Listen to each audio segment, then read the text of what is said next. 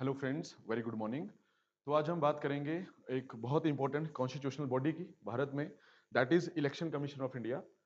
तो फ्रेंड्स देखिए, ये जो इलेक्शन कमीशन ऑफ इंडिया है ये इंडियन कॉन्स्टिट्यूशन में आर्टिकल जो 324 है वहां पे मेंशन है। तो इलेक्शन कमीशन ऑफ इंडिया जो है उसका सबसे पहले समझते हैं कि इंपॉर्टेंस क्या है। देखिए, India is a democratic nation और देश में डेमोक्रेसी को इंश्योर करने के लिए कंट्री में फ्री एंड फेयर इलेक्शंस का कंडक्ट करवाना बहुत आवश्यक है। इसके लिए संविधान निर्माताओं ने एक जो है कॉन्स्टिट्यूशनल बॉडी का गठन किया और उसे हम कहते हैं इलेक्शन कमीशन ऑफ इंडिया। और ये इलेक्शन कमीशन ऑफ इंडिया जो है it came into being on 25 जनवरी 1950। इसीलिए जो ये 25 जनवरी का जो दिन है इसे इलेक्शन डे के रूप में भी सेलिब्रेट करते हैं, क्योंकि इलेक्शन कमीशन ऑफ इंडिया जो है इस दिन अस्तित्व में आया। अब देखो, अभी जो है ये टॉपिक न्यूज में क्यों है, इलेक्शन कमीशन ऑफ इंडिया या चीफ इलेक्शन कमिश्नर या अदर जो 2 इलेक्शन कमिश्नर होते हैं। अभी ये टॉपिक न्यूज में इसलिए है क्योंकि फिलहाल भारत में 3 इलेक्शन कमिश्नर्स की एक टीम है, जिसमें एक है चीफ इलेक्शन कमिश्नर और 2 हैं election commissioners. Total 3 election commissioner जो हैं वो भारत में हैं। One is chief election commissioner और अदर 2 इलेक्शन कमिश्नर्स। लेकिन अभी जो चीफ इलेक्शन कमिश्नर हैं मिस्टर राजीव कुमार, अभी नेक्स्ट मंथ फरवरी 2025 में वो रिटायर होने वाले हैं। तो फिर जब वो रिटायर होने वाले हैं तो एक डिबेट शुरू हुई है कि अब नए जो इलेक्शन कमिश्नर होंगे वो कौन होंगे। अब देखो, ये इसलिए इंपॉर्टेंट है क्योंकि रिसेंटली 1 डेढ़ साल पहले इसमें कुछ बदलाव हुए हैं, कुछ चेंजेस हुए हैं और वो चेंजेस हमने समझने हैं और वो एग्जाम के लिए वो काफी इंपॉर्टेंट रहेगा, क्योंकि कुछ दिनों से जो है ये न्यूज में इशू चल रहा है। और अभी जब नए election commissioner, chief election commissioner appoint किए जाएंगे तब ये टॉपिक और ज्यादा इंपॉर्टेंट हो जाएगा। तो देखिए, इलेक्शन कमीशन के बारे में अगर 2-3 पॉइंट हम समझे तो इलेक्शन कमीशन जो है ओरिजिनली अगर हम देखें तो जब इलेक्शन कमिश्नर का गठन हुआ, इलेक्शन कमीशन का गठन हुआ, तो it was a one member body, यानी कि अकेले चीफ इलेक्शन कमिश्नर ही इसमें होते थे, क्योंकि संविधान के अनुसार जो है इलेक्शन कमीशन का गठन करता है प्रेसिडेंट ऑफ इंडिया, भारत के राष्ट्रपति। तो वो टाइम टाइम पे डिसाइड करेंगे कि कितने इसमें मेंबर जो है वो इंक्लूड करने हैं। तो शुरू में एक ही पर्सन थे, यानी कि चीफ इलेक्शन कमिश्नर। लेकिन बाद में हमारे संविधान में एक बदलाव हुआ, 61st कॉन्स्टिट्यूशनल अमेंडमेंट एक्ट 1988 में ये एक्ट आया और बाद में इंप्लीमेंट हुआ 89 में, जिसमें कि जो वोटिंग एज थी देश में वो 21 साल से कम करके 18 ईयर्स कर दी गई। तो जब 18 ईयर्स एज कर दी गई तो काफी ज्यादा जो संख्या में थे यूथ थे, उनके वोटर कार्ड भी बने और अब वो भी पहली बार वोट करेंगे। तो ये वर्कलोड बहुत ज्यादा बढ़ गया इलेक्शन कमीशन के ऊपर। इसलिए उसमें टेम्परेरीली क्या किया गया 15 अक्टूबर 1989 में कि 2 लोग और जोड़ दिए गए और ये बन गई 3 मेंबर बॉडी।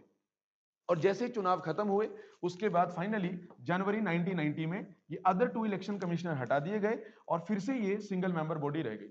लेकिन बाद में 1993 में जब फिर से चुनाव होने थे तो फिर राष्ट्रपति के ऑर्डर पे 2 और लोग जोड़े गए और उसके बाद जो है आज तक जो ये टोटल नंबर है ये अभी भी ये 3 लोग हैं। तो मौजूदा जो है आपको याद रखना है कि presently total 3 person are there in election commission of India, जिसमें एक चीफ इलेक्शन कमिश्नर है और 2 जो हैं वो अदर इलेक्शन कमिश्नर हैं। और जब भी ये कोई फैसला लेंगे तो मेजोरिटी वोट से फैसला लिया जाता है। टोटल 3 मेंबर्स की ये टीम है। ये तो हो गया है कॉन्स्टिट्यूशनल प्रोविजन की 324 में प्रेसिडेंट जो है वो इनके स्ट्रेंथ डिसाइड करते हैं और प्रेसिडेंट के नाम से ही नियुक्ति होती है। लेकिन पिछले कुछ सालों में कुछ बदलाव इसमें हुए। अब वो बदलाव समझते हैं क्या है।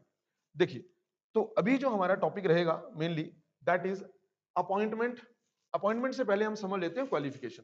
लेकिन देखो, क्वालिफिकेशन करने से पहले एक इंपॉर्टेंट पॉइंट ये है,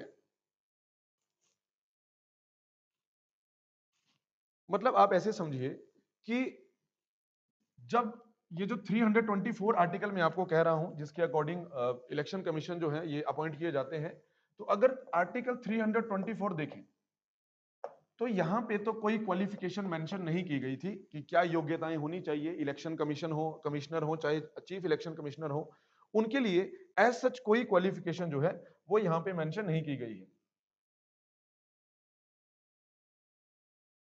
तो एज सच जो है उनके लिए कोई क्वालिफिकेशन यहां मेंशन नहीं की गई है।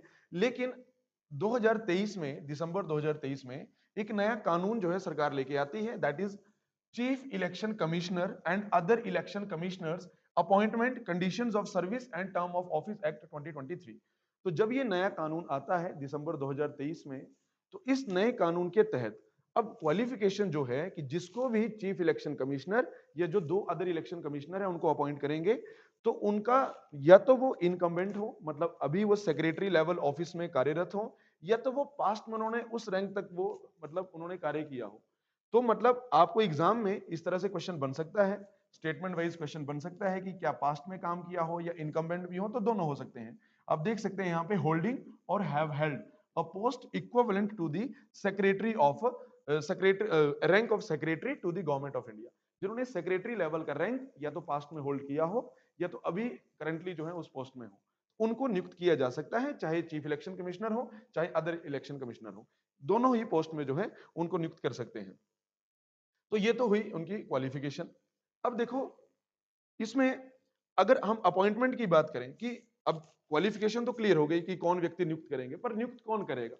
पहले क्या होता था, मतलब अगर आप 2023 तक का सिनेरियो देखें, मार्च 2023 तक का सिनेरियो देखें, तो जो रूलिंग गवर्नमेंट है यानी कि जो काउंसिल ऑफ मिनिस्टर्स हैं, अब इन प्रैक्टिस आपको पता ही है, प्राइम मिनिस्टर वो रिकमेंड करते थे राष्ट्रपति को कि किसको अगला इलेक्शन कमिश्नर नियुक्त करना है।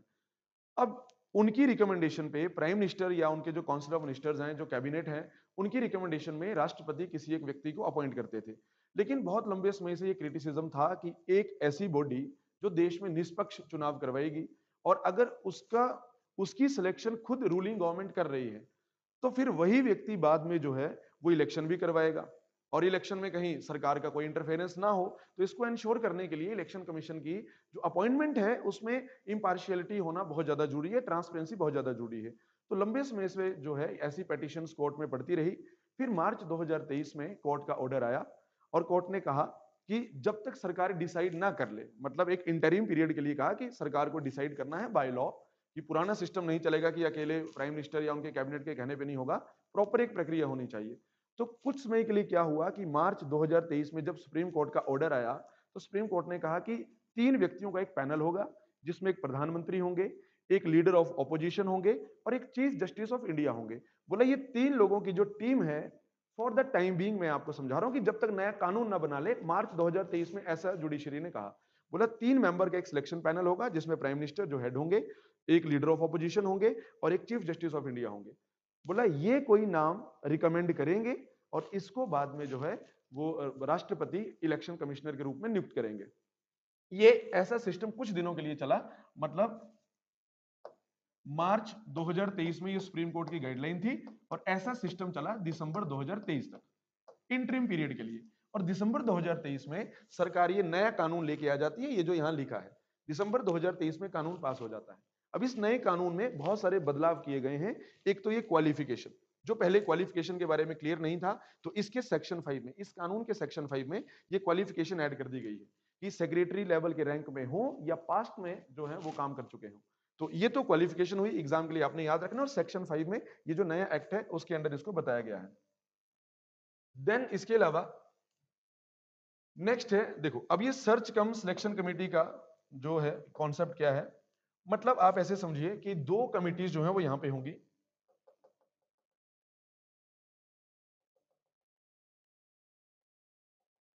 देखिए 2 कमिटीज होंगी, एक सर्च कमेटी है और एक सिलेक्शन कमेटी है। अब इन दोनों के काम समझिए, मतलब नाम ही सर्च कमेटी है, जिसने वो लोग ढूंढने हैं। अब कौन से लोग ढूंढने, अभी आपको बता दिया, जो या तो सेक्रेटरी लेवल पे कार्यरत हो या पास्ट में काम कर चुके हो, वो उनकी क्वालिफिकेशन है। और ऐसे लोग ढूंढने हैं और कम से कम, चाहे पोस्ट एक ही क्यों ना हो, कम से कम 5 लोगों के नाम उन्होंने रिकमेंड करने हैं। ऐसे लोग ढूंढने हैं कि कौन योग्य व्यक्ति हैं जो इलेक्शन कमिश्नर के रूप में कार्य कर सकते हैं।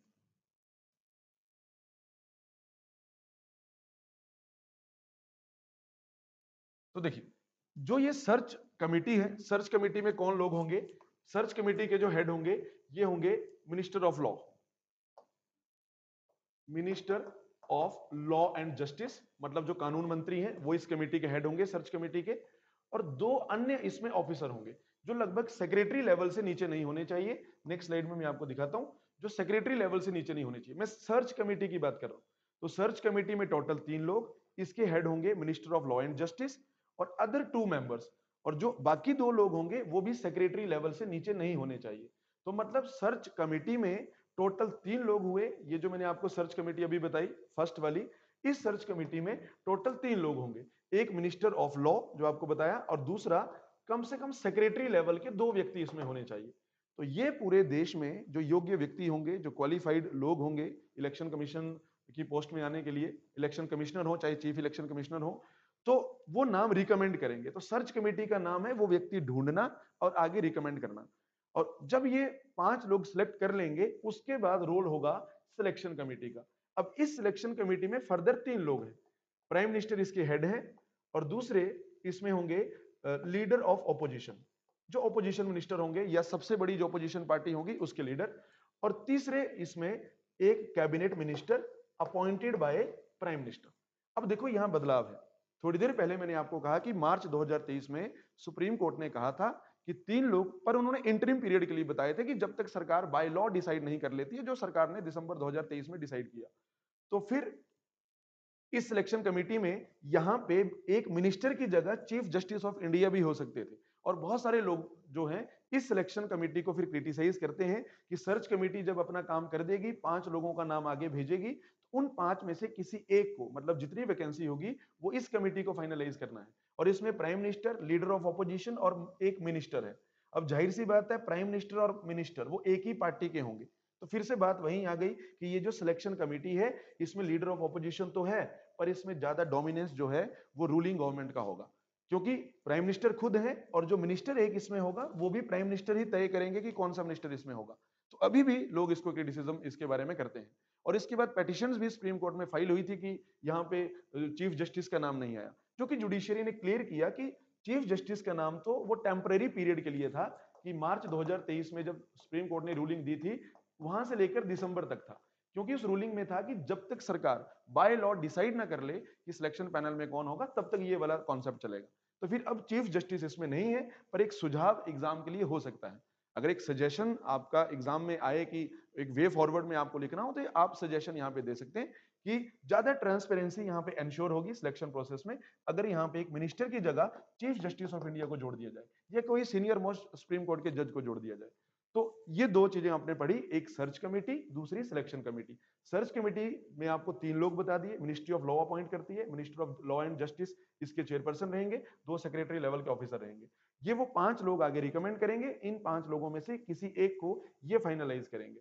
लेकिन मेन बात ये है, इसका क्रिटिसिज्म ये है, एक तो मैंने बता दिया कि सिलेक्शन कमेटी में अभी भी डोमिनेट करती है गवर्नमेंट, क्योंकि एक प्राइम मिनिस्टर है और वही एक मंत्री को चुनेंगे जो इसमें रहेगा। लेकिन दूसरा जो इसका क्रिटिसिज्म है, वो दूसरा क्रिटिसिज्म ये है कि उन्होंने 5 लोगों के नाम रिकमेंड किए थे, कि ये 5 लोगों के नाम रिकमेंड किए थे कि इन 5 लोगों में से कोई एक व्यक्ति जो है वो आगे चुना जाएगा। लेकिन इन 5 लोगों के बाहर भी अगर उस सिलेक्शन पैनल को लगता है कि इन 5 लोगों के अलावा भी हम किसी को कंसीडर कर सकते हैं आउटसाइड आउटसाइड दोज 5 पर्संस, तो उस व्यक्ति को भी वो इलेक्शन कमिश्नर नियुक्त कर सकते हैं। ये बहुत बड़ा क्रिटिसिज्म है कि अगर इतनी पावर इनके पास है, तो फिर उस सर्च कमेटी का काम क्या था? क्योंकि जो सर्च कमेटी थी, इसने 5 लोग सिलेक्ट करके आगे भेजने थे, और इन्होंने जो लोग भेजे उनमें से किसी एक को सिलेक्शन कमेटी ने चूज करना था, जो मैंने आपको बताया 3 लोग उसमें हैं, प्राइम मिनिस्टर, उनके द्वारा नॉमिनेट किया एक मंत्री, और तीसरे लीडर ऑफ ऑपोजिशन। तो ये एक इंपॉर्टेंट पॉइंट है कि इस पैनल के बाहर भी अगर उन्हें लगता है any other person then those included in the panel by the search committee, तो उस व्यक्ति को भी जो है वो इस इलेक्शन कमीशन में इंक्लूड कर सकते हैं। तो ये एक क्रिटिसिज्म है।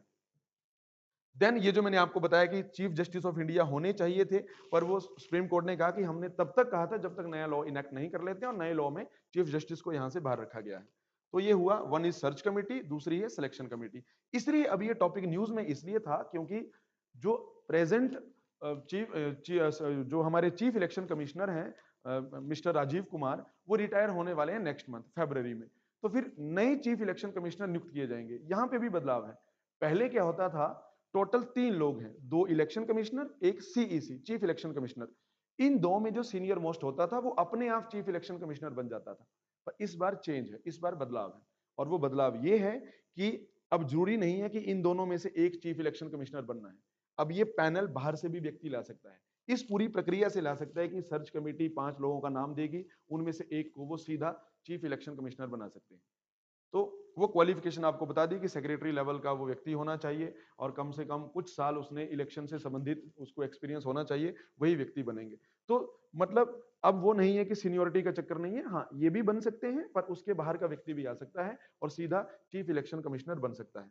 तो ये कुछ चेंजेस थे, कुछ बदलाव थे और ये नए कानून के अंडर है। और ये नया कानून मैंने आपको बताया जो लगभग 2023 के दिसंबर में आया था। इसके अनुसार ये नए चेंजेस है, नए बदलाव है।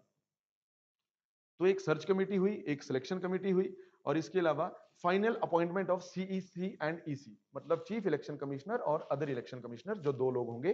तो देखो फाइनल अपॉइंटमेंट तो प्रेसिडेंट के नाम से ही होगी। मान लीजिए एग्जाम में क्वेश्चन आया और वहां पे लिखा हो कि which of the authority is there to appoint election commission of India और 3-4 ऑप्शन हुए, तो फाइनल नाम तो प्रेसिडेंट का ही है।